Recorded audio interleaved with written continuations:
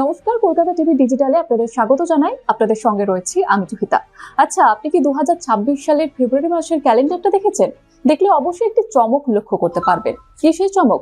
পুরো ভিডিওটি দেখেন, তাহলেই বুঝতে পারবেন।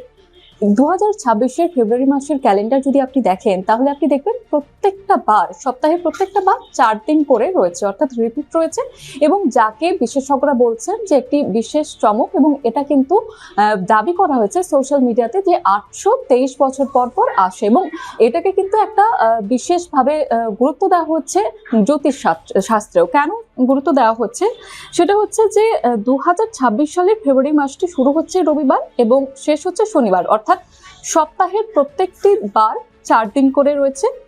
যেমন হচ্ছে সোশ্যাল মিডিয়ায় তবে যেমনটা দাবি করা হচ্ছে যে প্রতি 823 বছর অন্তর অন্তর এই বিষয়টি ঘটে।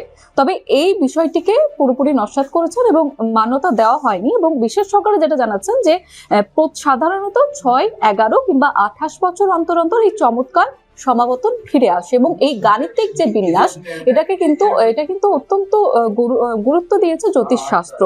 এবং বলা হচ্ছে যে এই 2026-এর ফেব্রুয়ারি মাস অত্যন্ত শুভ, যেহেতু এই গাণিতিক বিন্যাসটি রয়েছে।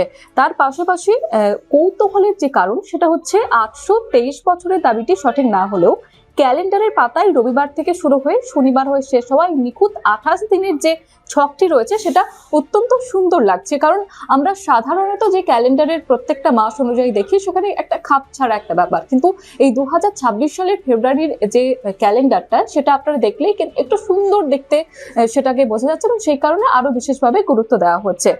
এবং যে কারণে এটাকে কিন্তু বলা হচ্ছে যে চমৎকার মাস বা মিরাকল ইন। এবং এর পাশাপাশি গাণিতিক ইতিহাসের এই চমৎকার ছন্দটি উপভোগ করার জন্য 2026-এর ফেব্রুয়ারি মাসটি তাই সাধারণের মানুষের কাছে কৌতূহলের বিষয়ে কিন্তু হয়ে দাঁড়িয়েছে।